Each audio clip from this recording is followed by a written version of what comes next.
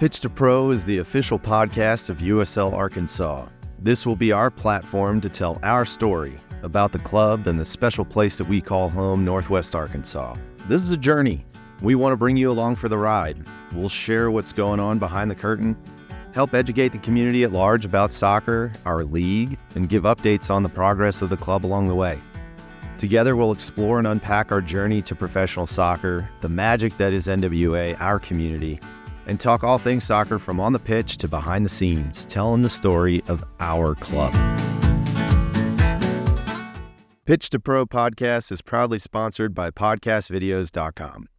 Podcastvideos.com is Northwest Arkansas's premier podcast recording studio. Equipped with industry-leading equipment, the recording studio and services save you time, money, and hassle. They are dedicated to helping you create, record, and publish high-quality podcasts for your audience. Be sure to check them out today at podcastvideos.com. Hello, everybody, and welcome back to the Pitch to Pro podcast. I'm your host, Wes Harris, Managing Director for USL Arkansas. We are Northwest Arkansas's professional soccer club playing in the United Soccer League. Today, I am so excited to have this guest on the podcast today, Mr. Cesar Aguilar of the Rogers Parks and Recreation. Cesar is... I'll let him introduce himself, but everybody that we talked to when this project started to become socialized, just your name kept coming up over and over and over. And so we absolutely had to get in talking to you, and we've just started this great relationship with you, and it's been fantastic. And thank you for your support. But why don't we just start and let you introduce yourself and kind of what you do at Rogers Parks and Rec, sir. Okay, well, thank you for inviting me. I think it's going to be a great program. I'm excited. Absolutely will be. I think it's put the cherry on top of the work I've been doing it for the last 30 years, volunteer time. I volunteered 4 years before I got the job at Parks and Recreations. Wow. So now my government title is Assistant Program Director, but basically I'm responsible for the youth and adult soccer on the Parks and Recreations. So that's we have a basically spring and fall program for both youth and adults. Okay. And roughly how many players do you have kind of on the youth side and on the adult side for one of those programs, would you say? We run, like this past season, we had 1,130 kids in the youth program. We just finished it last Friday. Wow. In the adult side, we have 45 adult soccer team, 4 divisions, and they average 20 players per team. And they, get some players released and get new ones or whatever. So around 1,000 players per season. Wow. So, and the program itself, I mean, you just talked about it. You've been doing this volunteer for 4 years before you even got the job with the city to take it on kind of full time. Over that period, and you just mentioned what the figures were for one fall or spring session, how many players would you say have passed through the Rogers Parks and Rec soccer program while you've been overseeing it? I would say around 40,000 easily. Lord. Between adult and youth, yes, easily. God, that's so cool to think. I mean, that must make you just so proud to just sit back and think that you've had the opportunity to help grow the game and touch 40,000 different lives through the sport. And that's just got to feel so good. It does. Sometimes this player that I coach, youth players now, they're growing, they got beer, and I gain a little weight, but I mean, they're like, which one are you? Oh, John, okay. Yeah. Yes. Don't even recognize some. Yeah, don't recognize some of them. They're parents now, coaching. Yeah, they're parents coaching, and it comes full circle, right? Yep. So you get to inspire that and get them involved, and it comes full circle, and maybe they come and work for you. Some of them, I would say half of them coach. And some have become referees. Yeah. Some hey, be a part of the game, man. Yeah, be a part of the game. It is the beautiful game. Mm-hmm. So what has been kind of the evolution and the changes for, the rec soccer program for you from when you kind of maybe first started to to now? And it may be different on the youth side versus the adult side, or maybe some similarities, but I would say, like, talk us through how it's changed, how the program has changed, and what are you proud of that you've done with the program? Well, in the adult side, we got different divisions. It used to be only 11v11. Primera División, Second Division, and Third Division, so on. So, in the last, it started with that, I would say it's like early 2000. We started over 35 league across the field. Okay. And really took off. I mean, and it got to the point that we had like 16 teams in the over 35. In the competition, it was some players that were just 35 and some players that were 50 like me. Right. You cannot compete with the younger. So, I mean, so in the last 3 years, we started over 45 division. Oh, wow. So, which is now, we started with 7 teams. Now they got 10 teams in that one. And it's that's great. It's like it's growing every season. So, and that's on the adult side. Basically, there's people still there. We're doing a count the other day, and there's a gentleman that's 71 years old playing the over 45. That's crazy. And there's like a few, there's 60 plus. That's playing great. There. So that's in the adult side. I hope I'm able to still play it over 60. Hey, if I can play, I was playing, but I stopped because I got growing kids right now. But I mean, hopefully next year we'll start back again. Like I said, there's a lot of people that in the 50s play, a lot. Hopefully I can still play in 5 years, let alone in 25. That's nuts. But so that's great. So that's I mean, in the adult side. In the youth side, one of the things I'm kind of proud of it, we started in 2009. We started the middle school program. Oh, that's great. And it's kind of like became like a rec plus, if you will. Yeah. Basically, we started, because we tried different ways. And one of the ways that we sold it, because where I work is, I work for the city, but there's a kind of unique deal. There's a nonprofit collects the money and everything. With the city employees execute the programs. Right. So the one that on the soccer side, to change anything, we got to go to a board, present it. I want to do this because this I think it will serve the better the community, blah, blah, blah. So 2009, we presented in varsity JV concept in middle school soccer. And I went there like, they're not going to approve it. And they said, yes.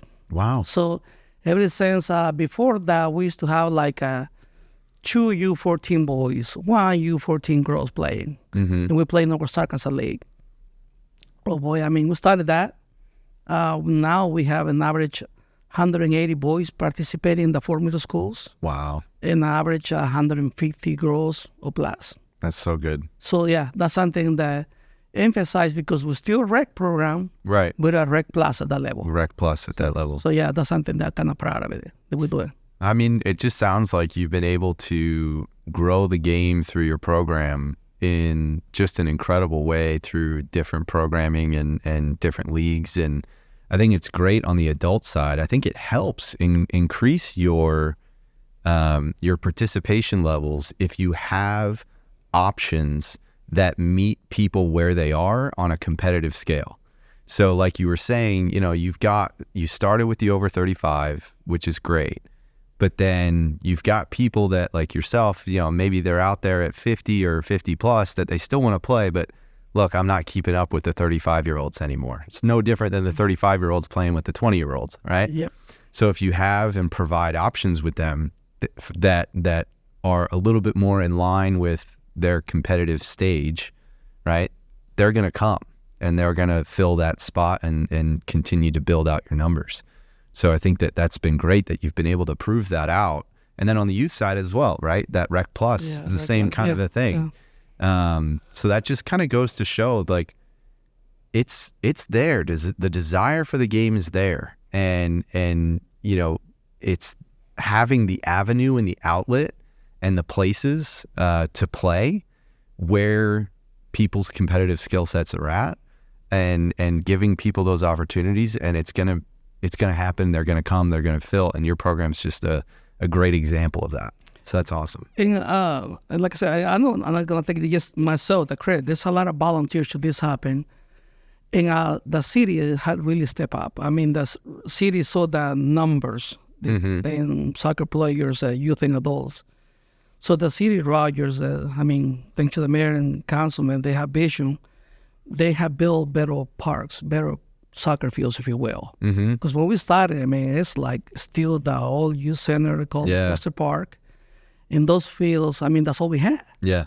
But then in 2015, they built Veterans Park, where we had the first municipality that has like 1/3 field and 5 grass fields. Wow.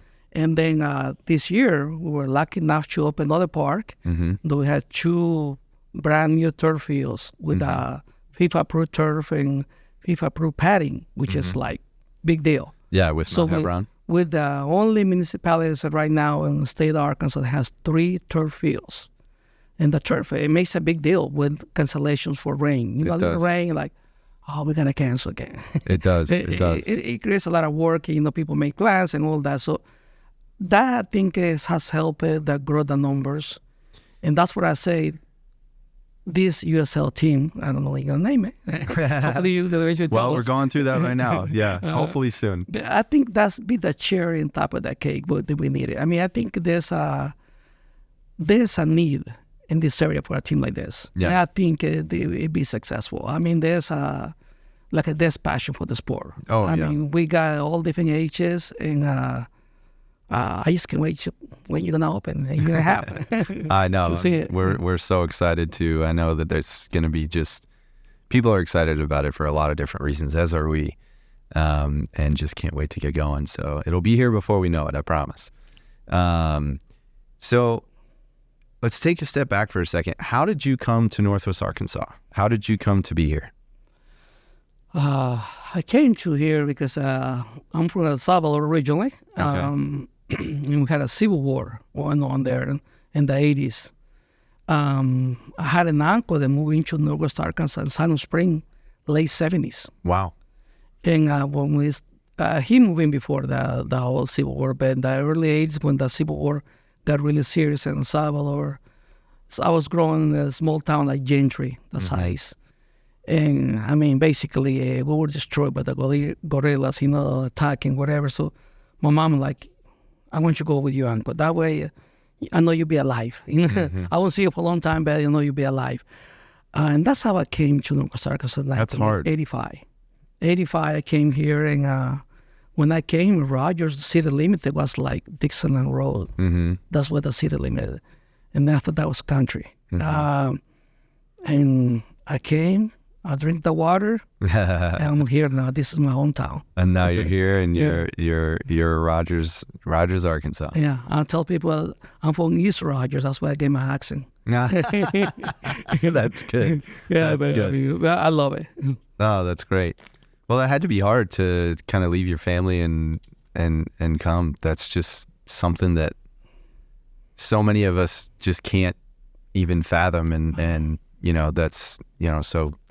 I give you all the credit in the world, and your family all the credit in the world for making those tough choices and being able to persevere and find a new life and profession and something that you're passionate about, and have an ability to come in and impact a community that is growing, and you've been able to do so much with the growth of the sport in the area. So I give you all the credit in the world, man. Oh, thank you. So, you've been here since the 80s, yeah? So, man, has the Northwest Arkansas changed? A lot. As a matter of fact, when we first came here, I remember this in the late 80s. We started going to the parks and playing like a pickup game, if you will. It was, people look at a bunch of guys crazy. Yeah. Soccer was starting the youth. It was at the youth level. I don't know, because you probably talked to Samir Hatch, he's one of the men that started soccer. I learned that he started the Arkansas State Soccer Association in the Commerce itself, the club. So in the youth, there was a little bit going on, but in the adult side, it was like, they look as funny on Sunday we were playing in the park. Right. It started, and so it was 2 teams in Rogers and adults, and one in Springdale, one in Fort Smith.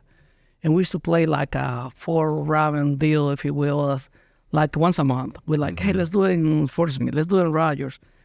And that's how I got involved. Getting to know the referee and they like, can you help us with play? Can you ref our games? And that's how it started. We started in the late 90s, starting like that by the early, late 80s, we started that way. And by early 90s, like almost 4 years later, there was enough teams to do a league. Yeah. And that's how we came to Rogers. I remember going to see Parks and Recreations. It's this gentleman named Jeff Barker. He's known as Chileno. He speaks Spanish. His parents are missionaries. Went to see him and like, hey man, can you help us? And he's like, you trying to get me fired? You get too emotional when it comes to soccer. Like, we have rules, man. We control it. And he helped us. After one season, I was volunteering. He left. He went to work for Walmart. So I was doing the adult league. It's me, myself, and I for 4 years as a volunteer. Wow. And we started with 8 teams. We got to the 24 teams. And starting in 1993, by 96, we had 24 teams. And I was like, man, this is a lot of work. To run out 26 teams already, standings and everything. And by that time, we still only had one division. Right. So sometimes you have teams that were competitive and the other team was not really competitive. So that's when you had the problems, if you will, but the skill level not the same. So I'm like, okay, been there, done that, got a t-shirt, move on. And I'm like, because I was working at JB at that time. By the way, I saw Mrs. Hancock and soccer ball, and I'm like, oh man, this is gonna happen. I worked for her 27 years ago. She's such a great lady. I know. Has done so much for this community. The soccer ball, I like, it's gonna happen. So, but anyway, the league continued, but they had problems at that time. The mayor at that time, he like, Cesar, we had a problem, man. We had a riot, teams didn't agree, whatever. And he like, hey, what I would take? And I'm like, if you hire me. Basically, John St. Pierre, he was the mayor at that time in Rogers.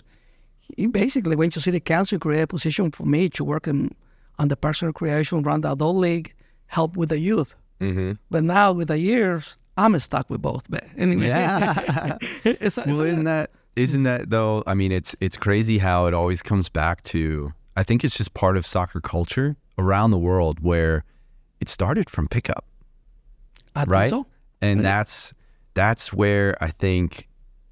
And now we're going off on a whole other different tangent, but I think where the U.S. still lacks is access to the games and kind of that street soccer, that pickup mentality of constantly out there wherever you can find, a 10 by 10 space or whatever it is.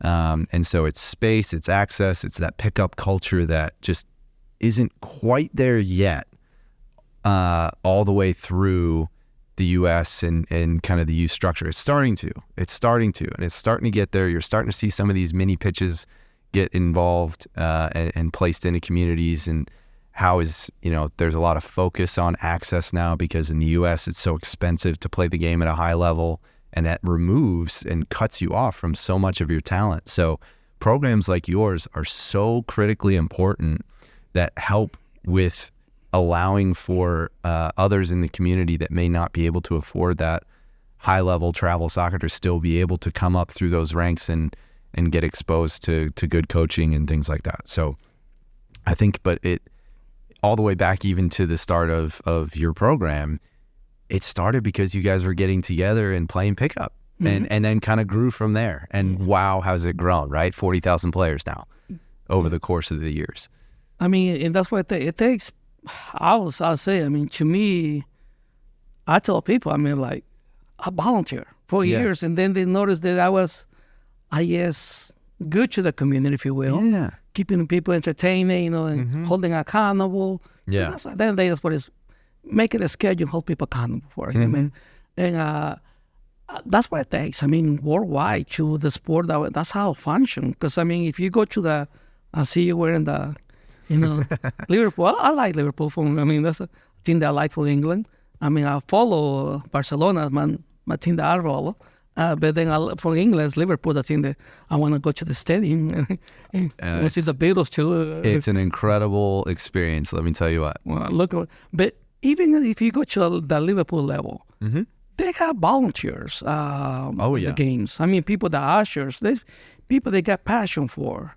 And that's what I hope to be with the Arkansas USL team, you know. It's hoping somebody that can, hey, Cesar, when he asks you, hey, I can get my cousin, hey, let's go do this. Make sure we organize the parking lot. You know, because, I mean, it takes all that. It takes people to organize the parking, cleaning afterwards. I mean, telling people what you see here, you see there, this is your ticket says. It takes all that to make the game, the beautiful game, at that level, to it's still affordable, if you will. Right. Because, I mean, if you pay everybody, we think the tickets are high right now. It can be higher than that. Oh, it could be way higher. It can be way higher. So it could be way higher. Yeah, I think it takes all that to make it happen. Like in the youth program, this past season, we had 95 coaches, all pure volunteer. Wow. Pure volunteers. In the adult league, I tell them, you're not only volunteer, but you're a leader. You have 20 players under you, you know what I mean? Yeah. And yes, sometimes these players are more crazy than me, but it takes all that to make it happen. That's what it takes. And that's what I say. I mean, this, I think is really needed. It's about time. And Harris, I mean, I hope you really, I mean, and I see you knocking the right doors. I mean, like back again, when I see Mrs. Hunt with the soccer ball in the magazine, I'm like, hey, that's what we need. Please invest. Please invest. If you're listening. But yeah, I mean, I think you touched on a lot there. There's the passion from the community and people that want to see things happen. When you have that common rallying point that people can unify around, it just makes it that much more fulfilling, I guess, for somebody to help drive their energy towards and be able to put that to good use in a volunteer capacity and you know, programs like yours and would and in other sports would not survive without volunteers. And so you know, kudos to you for being able to and your staff and the city for being able to, you know, continue to provide a platform where people can do that and also come and benefit from. So but you also talked about something within the facilities, which is something that I wanted to ask you about in terms of, because that's something that we hear a lot in our feedback when we listen to the community in terms of, you know, how do we, the game has grown, the region has grown within the region, you know, soccer is growing and it's definitely grown a lot, right? Especially over the last 5-10 years. What's needed to take the game in Northwest Arkansas and the region kind of to that next level? And one of the things that we hear constantly is we do not have enough space. We don't have enough high quality youth multi-sport facilities for practices, tournaments, whatever the case may be. Well, I mean, yes, they always needed more space. But if you go, you don't need to go that far. If you go to Tulsa, Oklahoma, only 2 hours from here, I see what they do. Like this area that is designated for water storm field overflowing when it rains a lot. That nice space that can be compared in the small fields for practices. But again, it go with the volunteering in communication with the cities. Okay. In the area. I see in Tulsa and Dallas places they use that for the space. Yeah. So that, I think, that can be, if we really look into it, it can be not solved, but it will help a lot. And yes, we need more spaces, more quality spaces. But one of the things that should grow more competitive, if that we're going to take is, like right now, I had this conversation, I believe last week with somebody that we got 12 clubs in Northwest Arkansas, which is Washington, Benton County. And we only need half of that. 6. It'd be good. Yeah. And once you have that, there's, there's 6 that really compete now among themselves, but when they go Tulsa, they go Dallas, they go Kansas City, St. Louis, I think once you have that, it'd be a better organized, if you will, for practices, for places. Because, I mean, right now it's like, I got you in the West. I know you got a son that's pretty good soccer player because we're talking about that. Julio Moreno's coaching him. He's a good coach. By the way, he coached with us at volunteer too, Julio Moreno, and the Rice program. I can proudly say he started with us. There you go. Yeah. And look at him go. We need to. I think that will help not only the game but the spaces, and then broadening more spaces. Where I agree. I mean, we need to start looking outside the city because in the cities, the building business and housing. Yeah. So there's. I think it can be best. We need to have a better organization in the state of Arkansas. I mean, there's not too many clubs, and there's no alignment, if you will. I mean, for instance, you're going to start the USL team here. In order to get the membership, they're asking, you need to have a stadium that's 5,000 spectator minimum. Am I right? You're right. That's what 5,000 minimum. So I think it needs to be the same for clubs and all that, and I think that will organize how things are done. Interesting. Because, I mean, there is. Because that will promote the game the right way. Yeah. And the volunteers don't get burned out. Yeah. Because, I mean, I just told you I got 95 coaches volunteering. Asking them, volunteer your time. Hey, Wes, make a change in the community, man. Be a part of it. Yeah. And then if you send you a place with, instead of you having teaching the player that beautiful game, you're struggling versus somebody else taking your area, blah, blah. You're no longer giving 100% to the players. Right. Because you got distractions. So, yes, I think there's ways to look for, and they should do down more, yes. Like I was telling you, I mean, we got 2 soccer fields now. We just opened this year in March. In the March, I mean, is in Mount Hebron. I mean, top notch. I live right close to there. I mean, it's FIFA approved turf, FIFA approved padding. It's like, if you say you don't like playing there, then like, I'm sorry, I don't know what else the city can do for you. No turf is ever going to be you're good for you. against the turf. I mean, there's people that's against turf. I mean, that's just a matter of choice, I guess. Yeah. So, no, I mean, that's an interesting take, and I appreciate your thoughts because, that's something that we hope to do, and I would love to see is, part of what we want to do is continue to grow the game. And so those are a lot of the conversations that we're going to have, with all the key stakeholders is, what's needed, how do we get there, who's participating, and how can we ultimately be the best stewards for the game in the region, and just using soccer to help continue to make the community a better place, which, that's something that very well with your work over the last 30 years. So, well, I mean, and not to cut you, but I believe that's what I said to me. All the work I've done for all these years is see all coming now. Like I say, it's needed. It's needed. But I see. I want to switch around it. I think you're gonna help preach easily to our elected officials, not only Roger, but in the area, because they will see the product at the level they've never seen it before. Yeah. I mean, that's what I see. I see I just gave you ideas. I mean, all the properties the city has for subdivisions. I mean, all the different places they can. And yes, at the same time, people complain sometimes because we live in trash. We need to. That's to me, it's a continued education. It's a continued progress of the game. We need to. Hey, John, come on, you can park in the grass there. You need to park in the. Right. Walk a little more, buddy. Pick up after yourself. But I think. We don't have all because I think we can grow bigger. Now with that USL team, you give a hope to the 5-year-old, 10-year-old boy, girl.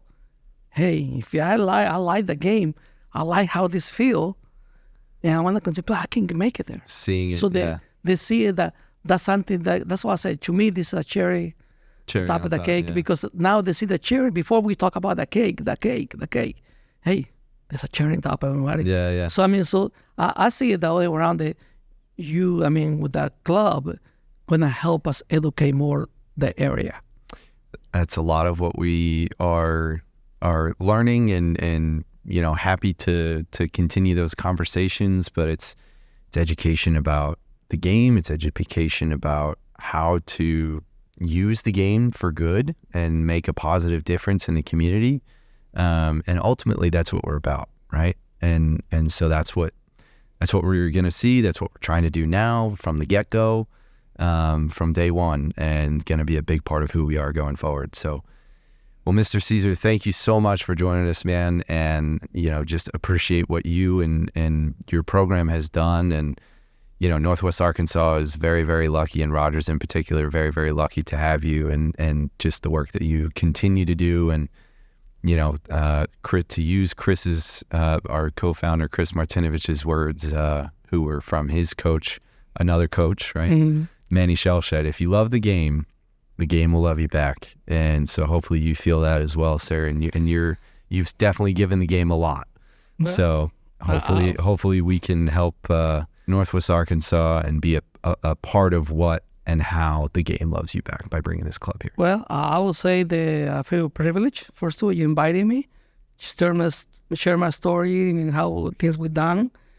And I feel it's a privilege that the city gave me the opportunity to work there. I'm, like I said, doing the two programs, yes, I work a lot of hours. But it's Thomas Dunlap, the human resources, he said it best. Like, it got stuck in my head like 8 years ago. He said, it's the trade of the job. Because when I got soccer, youth, and all going 7 days a week. Mm-hmm. But I just finished last Friday with the youth. Yeah. And I turned off the phone for 4 days to unplug. Yeah. But now, okay, I'm ready to go back again. Now you're ready.